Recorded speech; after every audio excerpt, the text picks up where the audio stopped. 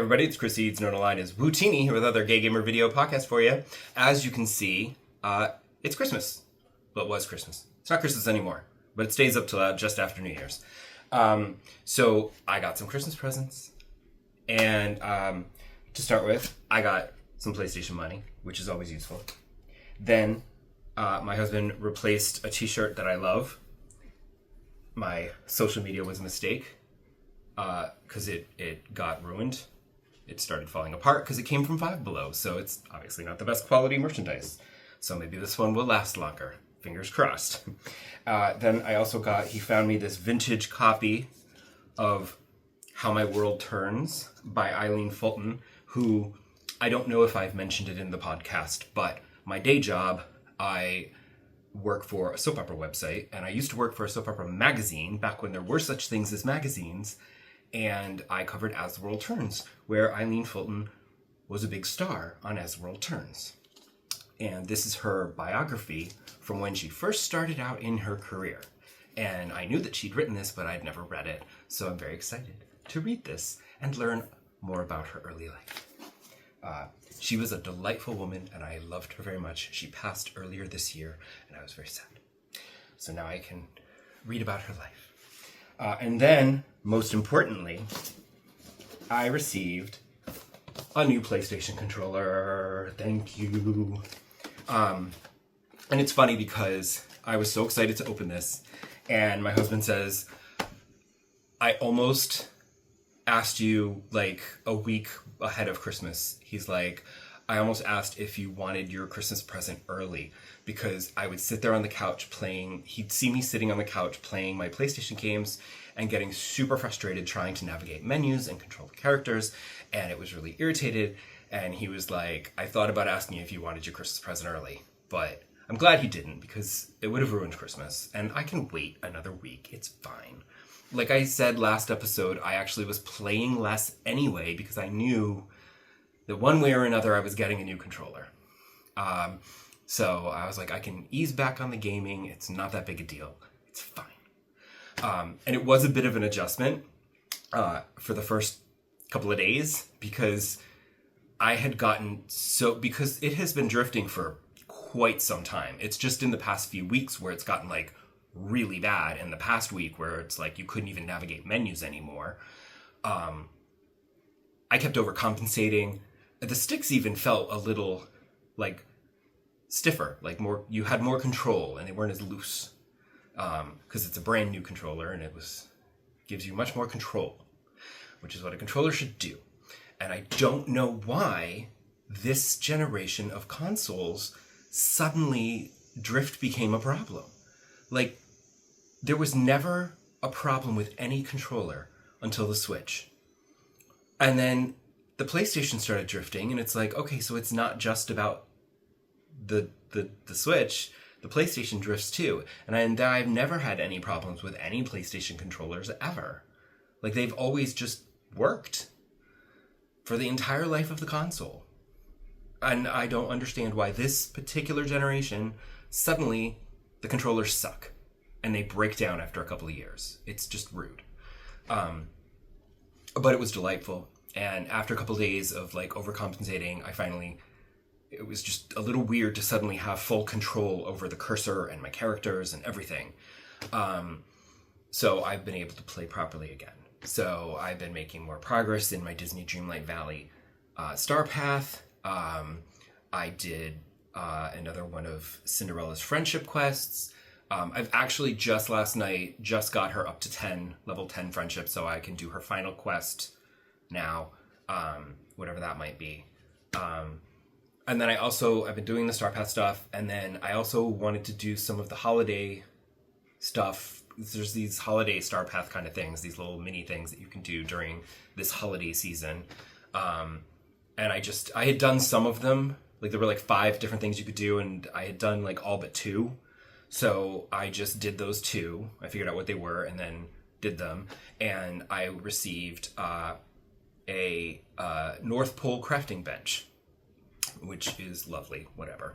It doesn't matter. It's just something to have, and I want to have all the free stuff that they want to give me. It's fine. And then with Nikki, I had not really been doing the main quest because obviously I didn't have full control over Nikki, and navigating the menus was a complete bitch. And there are a lot of menus in Nikki that you have to navigate. So I actually kind of wasn't playing it too much, but then there was this summer outfit, like this beach outfit that you could get if you defeated 2 styling factions in Itzaland. And I'd only just found a couple of people. I'd stumbled across a couple people from one faction, and I was like, okay. So what I ended up doing was kind of like ignoring the main quest and finding these other styling faction people so that I could do this, which meant like going to areas of the map that I had not yet gone to and probably should not yet have gone to. But I mean, I think there was like 2 weeks you had to get this outfit, and I'm like, maybe in 2 weeks I would have explored those areas and met those people and done it naturally, but I wanted the outfit, so I said, fuck it, let's get it. And so I did, and then I took a lovely little picture on the beach. I, of course, went to the nice beachy area and and used some virtual photography, because now I can do virtual photography again, because, like, not only would the camera keep shifting up and down so that I couldn't hold the camera on something, but, like, trying to navigate the menus to, like, change the aperture and the brightness and pick a lighting scheme, like, you know, so it was a complete nightmare. And so I couldn't really take good virtual photography. It was a frustrating mess. So now I can take pictures again. Yay. And because I also had full control again, I was able to start playing Star Wars Outlaws. Because I kind of went off that because it was really hard, because not only could you not navigate menus, but you couldn't really control your character. And in a game like this, where stealth is kind of important, you kind of need to have really good control over the character. So Kay would be walking off cliffs and sneaking out from crawling out from behind cover, and it was really irritating. And I said, let me just wait and not frustrate myself unduly, and I will just get the new controller, and then I will play it again. So I've been playing a lot of that, and exploring Kijimi, the icy, frosty winter planet, which is very chilly and appropriate for now, because it is winter. Yeah, I've just been basically doing various missions and trying not to piss off any one faction too much, because I want to be able to freely enter their areas. So I've been, like, navigating that nonsense. But I do feel like, because these missions are a lot of sneaking around and everything, because I'm not a huge stealth fan, like, the main missions, okay, fine. But, like, a lot of the side stuff, I feel like I'm not going to be very inclined to do, like, it's not going to be like with Dragon Age, where I'm like, I want to do everything for all of the characters and get all these main side quests. Like, I'll do the main quests, and then I might do, like, some of the, like, expert quests to get better gear. But, like, doing random missions, not so much. I'm not as interested in that. So I feel like Star Wars Outlaws, I may not be playing it for as long as I would play a normal action-adventure RPG type game like this. We'll see. So, and there was one thing that I forgot to mention last episode. While playing fitness boxing on my Switch, not only there was another update, and it wasn't just the Christmas hats. There was a new trainer who is weird. Like, he's very, like, perky, and he's, like, young, skinny, and perky, except for sometimes he'll be like, you know, instead of being like, okay, you know, like, you'll do something, he'll be like, okay. And it's just very flat and like, what? Why didn't you re-record that? So he sounded a little, okay, you know? And also, he's also a little condescending, because sometimes you'll be doing your boxing and he'll go, that's fine. And it's like, really? Okay, that's not very encouraging. Thank you very much. But, you know, I was surprised that they added a new trainer. I would like them to add some more songs.